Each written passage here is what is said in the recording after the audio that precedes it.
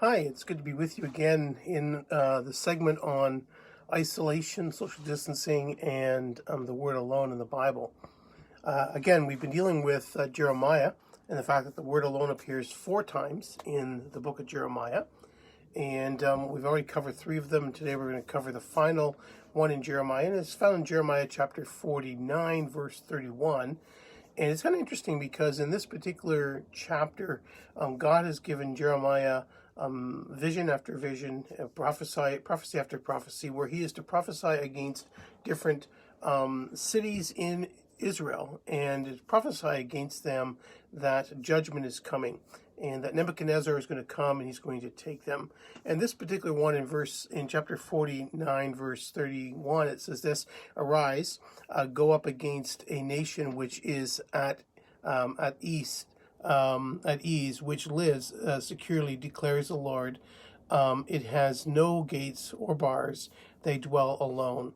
And the idea was that literally the language is that these are little towns in essence, and little towns scattered throughout Israel. And Nebuchadnezzar not only went against cities like Jerusalem, and we talked about that last time, he came against the walled cities, and even by the time he was coming against Jerusalem, there were only 2 other cities that still had their walls intact. And here now, it's beyond that. It's not just the walled cities, but these people were living in relative security.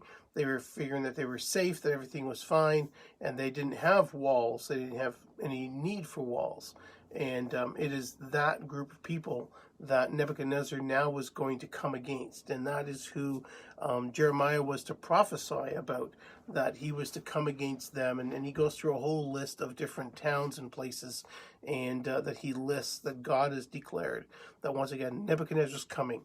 And again, one of the things about Jeremiah is very interesting. Of course, his prophecies were, prophesying the fact that God's judgment was coming upon Israel because Israel had been disobedient to God. And I just want to say again that I think we need to be careful with saying that COVID-19 is anything like that. Sometimes people get kind of carried away with that it's a judgment from God, or that it's an attack on the church, or anything like that. And I think we need to be very careful with that.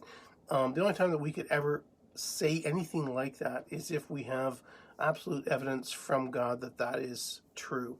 And in Jeremiah's case, his prophecies, his proclamations were words directly from God given to him against these towns and saying the judgment is coming.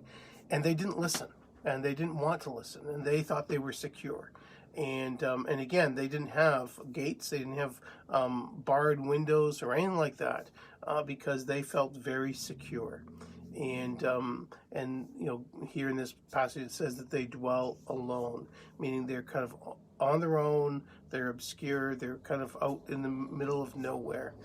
But the key was, of course, that all of the nation was going to be impacted by Babylon coming in and taking captive, not just the cities, but also the outskirts. And so that's kind of what they were experiencing. So again, not a great message based on the word alone here, but just a reminder that when God makes a promise, the promise comes true. And whether that promise is a good thing, a positive thing, or a negative.